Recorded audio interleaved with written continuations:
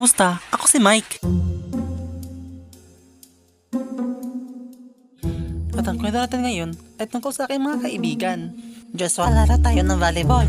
Siya si Takdong at ang isa naman ay si Joshua at madalas kami ang magkasama. At sadyang lakas na mga clown talaga kami pag nagsama na kaming tatlo. Kasi puros katatawanan na lang ang aming naiisip.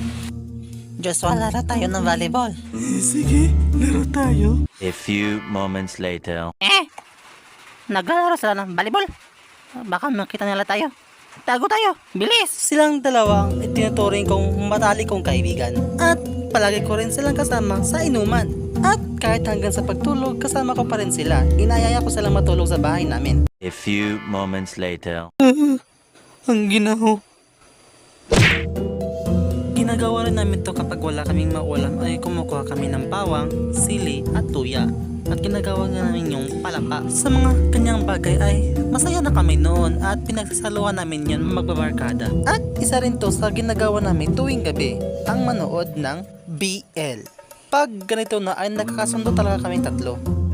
Bit o bitay bilang kumplero. Kayo, may mga kaibigan din ba kayong ganito? Comment down below. Ito si Kuya Milboy. Parati ko rin siyang kasama kapag may inuman.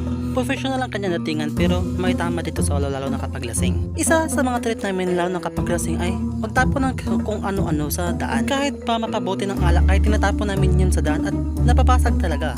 Isa pa sa mga ginagawa namin nun ay mag-overnight sa dagat. At ito ang ating susunod na pag-uusapan sa next episode ko. Kaya mag-subscribe ka na at mag-like sa channel.